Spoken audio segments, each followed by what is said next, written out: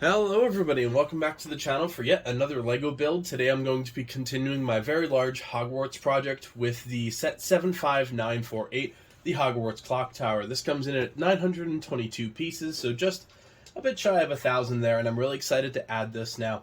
If you're a Harry Potter fan, you know this is the scene from the Goblet of Fire when all three schools are coming together for the ball for the Triwizards tournament. I don't think I actually have most of these figures, which is pretty nice.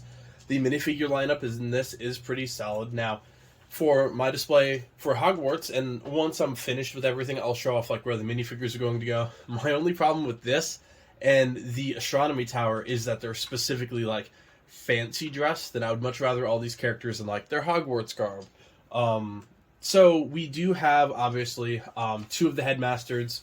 So that'll be definitely nice to add in. Hermione, I already have one in her pink dress from the Half-Blood Prince.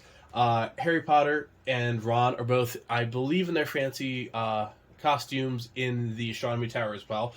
So those are just okay, but I mean, Fleur Delacour and then Cedric Diggory and Victor Crumb are all very, very nice minifigures to have in here, and I can't wait to add them all as well. And then you also do have the Madam as well, so she'll be a nice figure, and it's also nice to have somebody that can go next to Hagrid to show off like the size difference. Box is pretty standard. Harry Potter doesn't exactly change too much. I mean, you can see the Grimmauld place, the 12 Grimmauld place in the background. I mean, these are a couple years apart, and they're pretty much exactly the same. So they're not exactly big in the changing things, but I do think Harry Potter has some of the nicer boxes out there. So I mean, you know what? Don't fix what isn't broken. But yeah, so now with the Hogwarts build, this is this is number 3 of 4 in the actual set. I just replaced the actual board and shelving unit and everything today, so I took it from about a 2-foot shelf, which perfectly fit the Astronomy Tower and the Whomping Willow. Now that I'm adding this, and then eventually some details as well, I upped it to, I believe, a 5-foot shelf, a 4 or 5-foot shelf. So after this, the only big set essentially remaining for the actual Hogwarts line itself is the Great Hall, which I'm already looking at purchasing one of these next few days. Depending on what happens this weekend with spending on the new April 1st sets and everything like that. So, definitely excited. I wanted to expand before I built this, so I at least had a home for it right away. But yeah, I'm excited to see how just large the Hogwarts display is once it's officially completed. I did just purchase, and I forget the name of the actual set, but it's like the Thestral cart with Luna and Harry. I also just purchased some translucent bricks, which is going to be used to make that cart fly into the Astronomy Tower or off this tower. Then some Dementors around the outside. So I'm trying to use a lot more translucent bricks to make some custom stuff as I go along with all of these pieces. And it's it's nice to show them off as I get them done as well. So as I get through there, I would like the cart that Fleur Delacour rides on as well.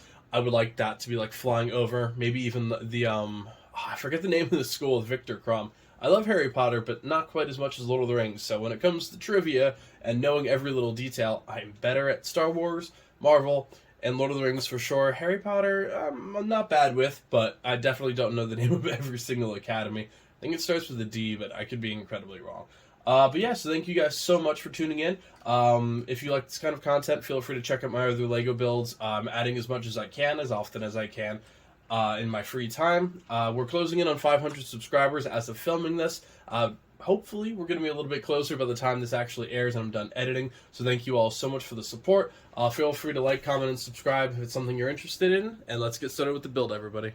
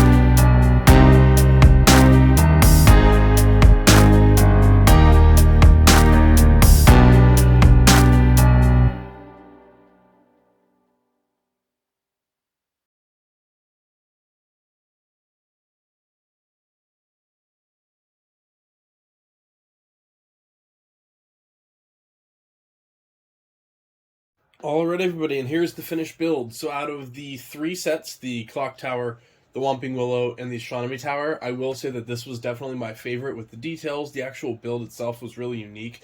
And just from the outside, I mean, you don't exactly see a lot of clock towers, even in people's cities. I can probably name on the one hand the amount of like actual Lego sets that feature a clock tower of some sort. So it is unique. It is really cool. The dual clocks are also really unique looking as well. But we'll get to that in a second. As always, I start with the minifigures first. We of course have Dumbledore. Then he does come with a separate beard, and then his actual hat and hairpiece are of course separate. Dual face, really nice back print as well, all the way down to the bottom of the skirt there. But yeah, I really like that newer sets are doing hat and hairpiece as one big, like, not big, but as one complete unit. They look a lot nicer. So we have Dumbledore, and then Madame Maxine, similar build to him with the actual full-length dress as well. Nice back print, everything looks really cool. The purple and white, or the lavender and white, I should say, definitely a nice combination. I'll be putting her next to Hagrid for sure. Then we have Fleur Delacour. Actually, I would say the worst minifigure of the group. There's no print on the actual bottom. I don't know if that's an error or not, but like on the top here, you can see on her actual torso that they have top of the dress and then actual lines here for like the wrinkles and everything. And there's nothing on the bottom. So definitely the worst minifigure of the crew. Again, I'm not sure if that's an error or not. I want to look into it. If it's not, that is definitely the weakest one of the group. Then we have Cedric Diggory. Poor fellow. Just in a standard suit, no leg print, obviously, and I don't believe, aside from Hermione, anybody from here on out is going to have any leg print. We have Victor Crumb, obviously. Pretty cool. The actual fur piece is neat.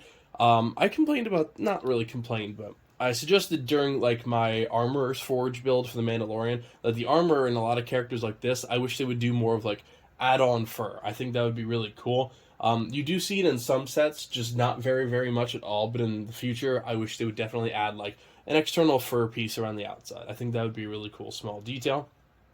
Then obviously all of these guys, Ron, Harry, and Hermione, are all going to be a little bit smaller since this is in their 4th year for the Goblet of Fire, so they're going to be shorter.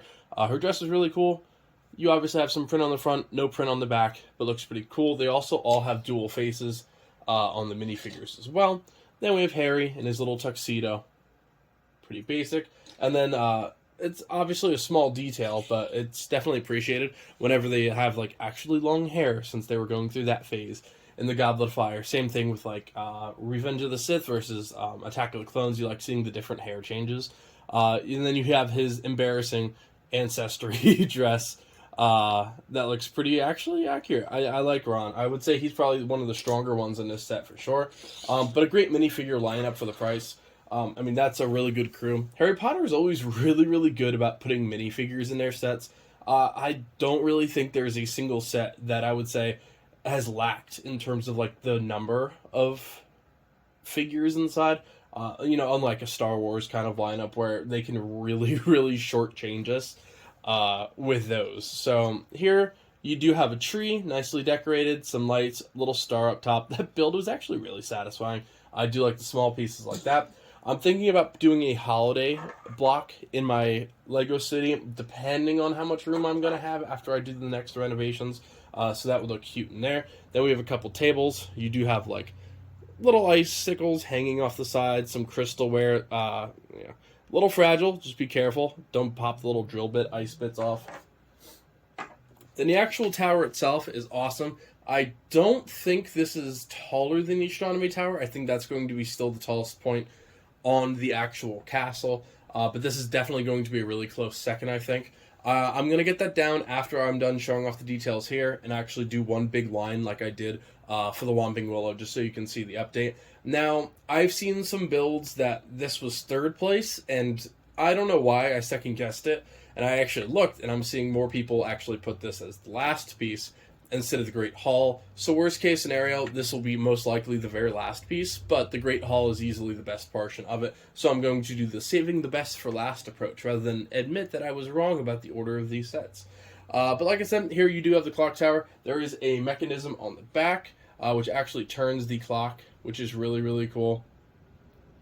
I love that quite a bit. A lighting kit would look really cool with this set. If you can get that to illuminate, that would be awesome. You have the gateway here, a couple little pillars here. Overall, pretty solid build. I really like the concave roof as well. I think that looks really cool. Coming down, obviously, you're going to drop off pretty substantially in the height here, and just a normal couple columns. A lot of Whomping Willow vibes. Now, once we get to the actual inside of it, this side is pretty cool. This is like your little winter area, and the actual fountain does turn, just like in the show, or in the movie. You can definitely detail that up to make it look a lot nicer, which I might do depending on how much. The good thing about like a Hogwarts build is, obviously the details are amazing, but the majority of us are going to be displaying this from the outside, not necessarily the inside. So I will just point out a couple small details that I think you could definitely add if you're interested. But, you know, again, for me, it becomes a little bit tougher just because I'm displaying it from the outside. So this is a really cool feature. I really like the spinning part. It's really, really neat. It has almost like a Technic mechanism. I like that. Little torch in here. Right in here, I never realized how much I wanted stained glass in Lego sets. So right down here, we do have the bathroom, and then the stained glass Moaning Myrtle on the side. We do have the actual bathtub here as well, where he determines one of the clues by going underwater so that it doesn't burst his eardrums, which is really cool. Let me get that book out of there. I don't know why they put loose pieces in that just kind of sit on features. Never been a big fan. But yeah, so really cool feature down here. If you have a lot of extra Harry Potter minifigures, like Harry himself, which if you're going to be building all these, you're getting at least one Harry Potter in each. It'd be really cool to just line each room up with different scenes to make it story accurate. So yeah, Moaning Myrtle's bathroom down here. You know, I should have looked this up now that I'm thinking about it. I don't know if Moaning Myrtle actually has a Lego figure. If she does, I would actually like to put her down there or have her like floating off to the side. Then right up here, we do have Dumbledore's office. Pretty cool. You have the sorting hat in the back.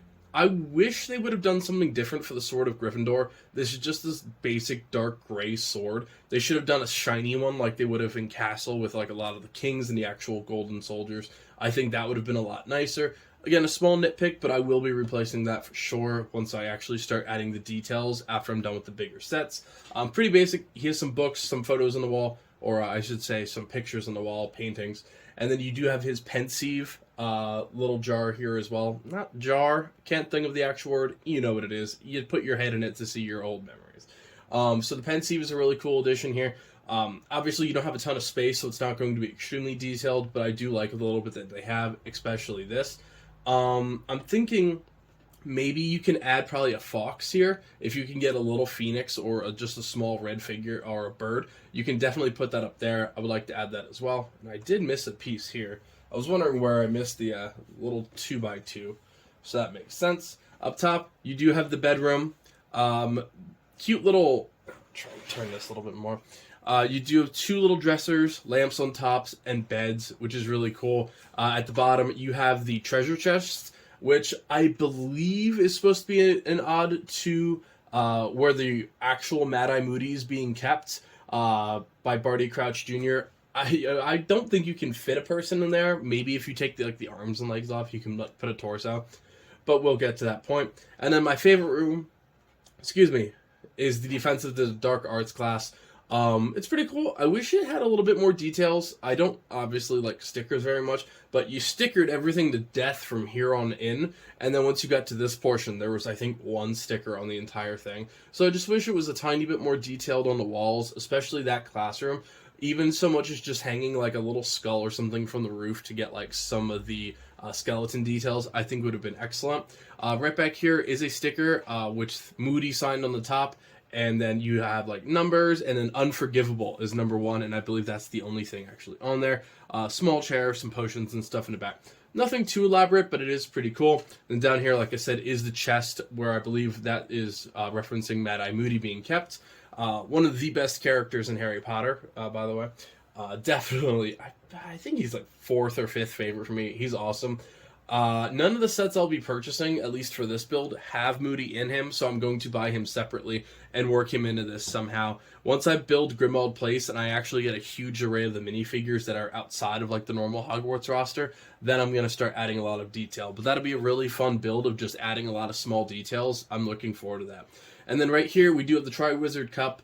I thought it was silver. I could be wrong. I thought the Triwizard Cup was silver and maybe a little bit gold, but primarily silver and almost like a clear look. So that would be a little bit of something that you'd want to switch out for details. You do have the blue fire. Now, something I think that would look really cool in here, do a translucent like pole piece or Technic rod, whatever you want to call it, and actually put like a little piece of parchment or something on it, like a little 1x2 tile, or even, here, I'm gonna spare one over here, one of these little cheese blocks that are white. You could actually have it floating around like the parchment paper that Harry puts in with his name. Or not Harry puts in, but you've seen the movie by now. And if you haven't, spoilers obviously. But yeah, no, those are just some little details that I think you can definitely add to this, and I definitely might add once I actually start getting to that comfortable point where the bulk of the castle's done. Now I can play with a lot of like the smaller features. So let me go and grab the actual updated Hogwarts, and we can take a full look at the entire setup so far. Alright, and then obviously here you have the clock tower, and I don't like it going into the Whomping Willow as much, so I will be swapping that out with the Great Hall once I actually get that set purchased, which, knowing me, will be pretty soon. But this is the overall actual current look at the huge Hogwarts project that we're working on. And yeah, there's just a little bit of minifigures just kind of sitting around. No real rhyme or reason to any of them. They're just all sitting there. The professors I usually have lined up in front, but I'm not going to display all that just for this video. So here's the updated look. I did just measure it just because I'm curious. So now, obviously, you can see I have it a little concaved. It's not completely straightened out, but this measures right here the entire length of this current Hogwarts at 37 to 38 inches, depending on how picky you want to be. So it's a big set. It really is. We're over 3 foot long with just the current build, so it is really, really cool just to see it all come together. And I mean, everything is flawless. You can see the connectors there. Hi, Arthur. Arthur is joining us for this video as well. Haven't seen him in a while in a video. But yeah, that's going to do it in terms of upcoming projects. I do have a lot coming our way very soon. Obviously, I thought he was going to take out the clock tower. You can see behind, I do have Grimmauld Place as well. I need to build for Harry Potter. The building itself is going to be added to the city, but the minifigures will be added into the Hogwarts build itself. Ignore the wires. The lighting kit did not go well for me. Then I do have the Great Hall hopefully coming soon. I have some more Indiana Jones coming this way as well. The Seinfeld apartment, and then I do have the Harry Potter brickheads up there as well. As well as the big Star Wars set that I got that I'm keeping for a surprise. I might do a 500 subscriber video once I actually, hopefully soon, hit that goal. I might do that build for it. So thank you guys very, very much. I really enjoyed this product, this Lego product, I should say. And then, yeah, little Dementor and Hedwig up there as well. This is a lot of fun. I'm super, super enjoying this. I can't wait to get the Great Hall done and actually start adding a lot of details. Feel free to like, comment, subscribe. I appreciate it very much. I hope April is as kind to my channel as March was. I grew about 250 to 270 subscribers last month, so I'm super happy with that. But yeah, that'll just about do it. Thank you guys so much, and I'll see you next time. Happy building, everybody.